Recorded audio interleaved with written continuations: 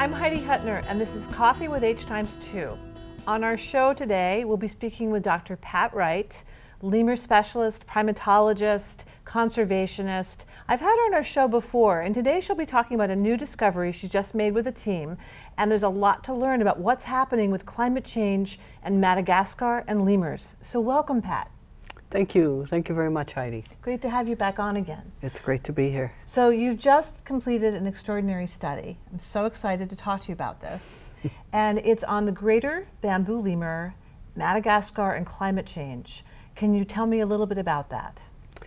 Well, the Greater Bamboo Lemur is a lemur that I've been very close to for a long time. In 1986, I rediscovered it. We thought it was extinct.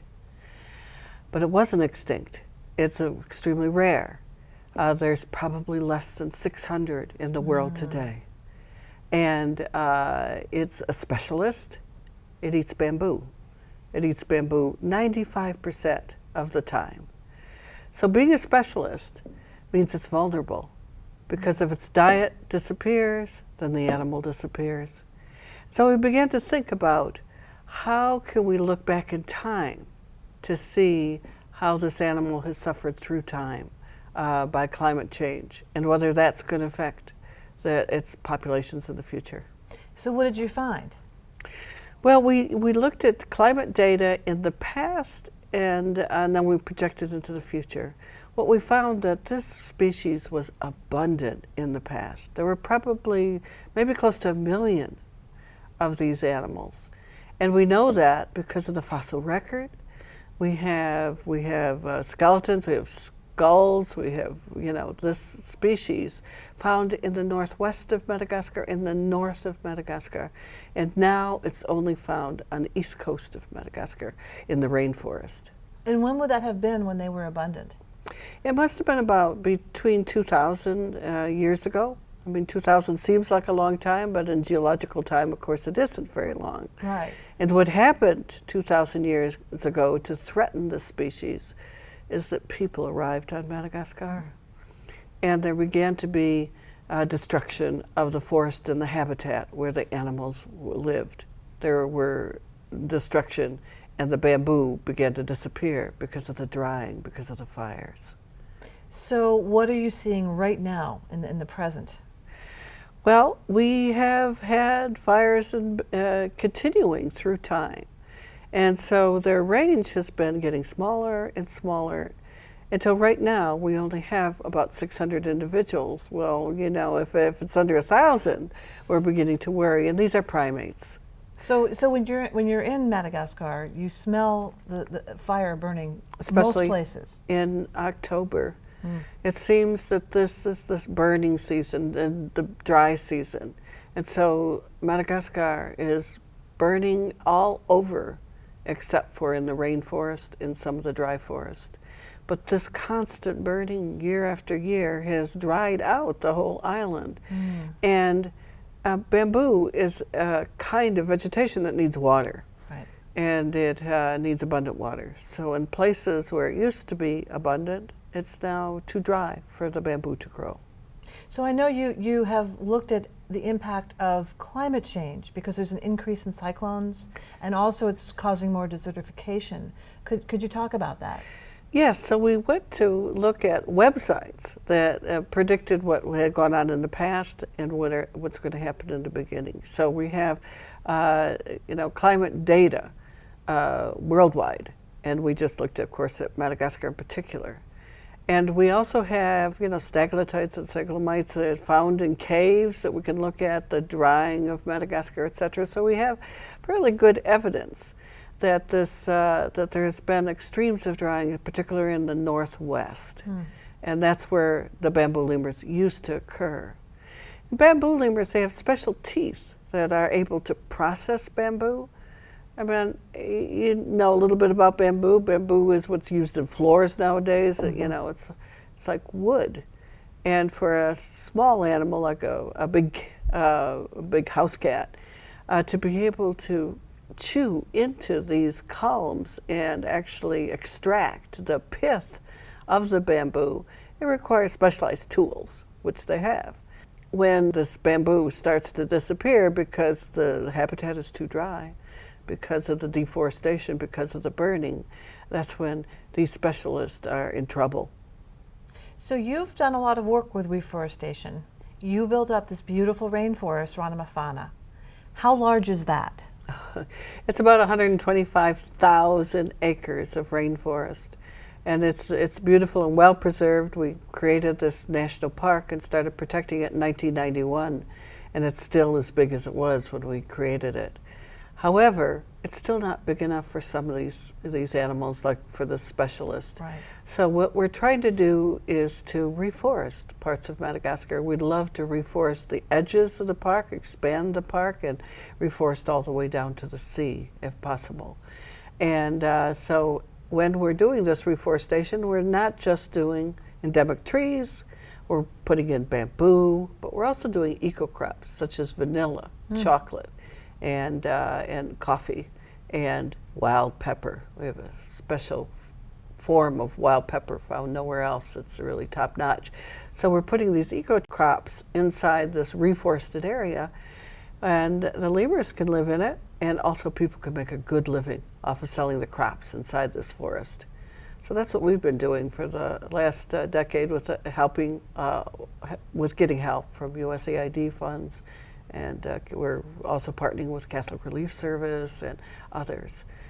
So what's so important in this story that I hope our listeners will understand is that you're really showing with this work that what's happening to the lemurs is part of what's happening to the forests, which is participating in what's happening with climate change, because as we deforest, we are, increasing climate change problems, and also feeding people, housing people, providing safe places, creating businesses for them. And so I think what you're trying to suggest and what this study is showing us, and you forgive me, explain to me if I'm getting this right, but I think what you're really showing us is that all of these things are connected and that we need these forests desperately. They're carbon sinks, right? So they're going to absorb all of the fossil fuel problems we have and clean our air and give us, a healthier environment, but they'll also help the animals that we are wiping out, right? So it all works together. It's a win-win situation, and it's a win-win if we could act now, because we're at the edge in Madagascar. We're at the tipping point.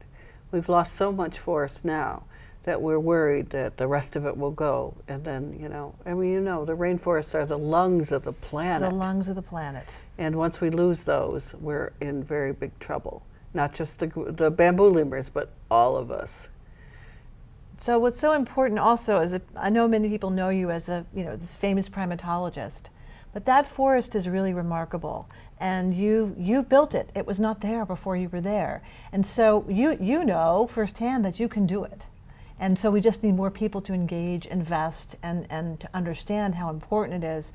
So the bamboo lemur is sort of this symbol, right, of what's happening to our planet at large. It really is. It really is a symbol. It's a primate panda, and everybody knows what a panda bear is, and we know that that's kind of the symbol of conservation. But this little guy, who is spunky and smart and fun, it's going to go extinct if we don't do something. So we have to act right now, and we have to act quickly and effectively. And I'm hoping that this paper, which is a science paper about this species and its dire straits, will help to get our story across. Well, I hope it will, and I'm convinced it will, because I know, Pat, when you set your mind to something, it happens. It's remarkable, and you're an example to me as a woman and to all women of what you can do. I mean, you went to this foreign country, Madagascar. You went on your own. Tell us a little bit about that, your backstory. How did you get to Madagascar? A long time ago, when I was a visiting assistant professor at Duke University, I went to Madagascar, and in seeing Madagascar, I was shocked. I was shocked at how much deforestation there was. But I was also very heartened to realize that there was a lot that we didn't know about. And I discovered a new species to science, a new lemur species. I also rediscovered this greater bamboo lemur. And with that knowledge, I began to realize that we could save Madagascar if we put a lot of resources and a lot of energy into it. And we made the national park. We protected the forest that's there. We're going to try to expand that forest out so we can get some of the devastated areas back. And we're going to try to save those lemurs. There's over 103 species of them, you know. They're all beautiful. They are beautiful. I'm so grateful to have been there with you and to have seen them firsthand. So one last thing before we go, because we will go, and I think the important thing is that you get out there and do your work, because you have a lot to accomplish, and I know you'll do it. Is just tell us a little bit about, you're a mom, and you raised your young daughter, and you were able to go to this location, which is quite difficult. Heavy rains, cyclones, as we were talking about, really difficult terrain.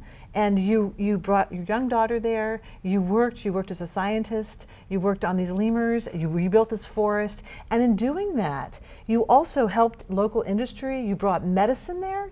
You brought dental medicine and, you know, physical body medicine, you know, the regular medicine.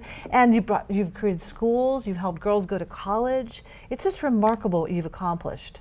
Well, with a team. Of course. It's not certainly a single endeavor. You have a large team, right? Yeah, a very large team. And we have over 100 employees that are Malagasy, local Malagasy, and then we have all of our scientists and people that are running NGOs. It's really a big operation now, and it makes me very proud to see that we've all worked together to be able to protect the forest that's there, to protect the people that are there, and to make their lives better. It's amazing. And you're working with Dr. Peter Small from the the Global Institute at Stony Brook University. That's right. And doing this incredible work together, right? The medical as well as the sustainable environment, the animals, the people. Yep, it's really been a big project. And so far we're doing okay, but there's lots more to do. And you're hoping that this study will, if you had to say what you're hoping this study will do, what it will accomplish? I hope it'll bring awareness to the fact that Madagascar has some lemurs that are on the brink of extinction, but there are ways that we can save them. That if we do things like reforestation, connecting corridors, working on planting bamboo, we could save the species into the next generations. And that's what I'm hoping people will be aware of that. And also will have a larger global impact. Yes, yes. Right. Right. So thank you so much for coming on our show today. It's been really wonderful speaking with you. Thank you. And I look forward to hearing about your next study. I know you have a few more coming out that sound very exciting, but we'll wait to talk about those. Okay, fine. Thanks so much. Thank you, Heidi. So this has been Coffee with H2. I'm Heidi Hutner. I've had this wonderful opportunity to speak to Dr. Pat Wright about her new study on the Greater Bamboo Lemur and climate change in Madagascar. And we're excited to hear what she'll be doing next. Thanks so much.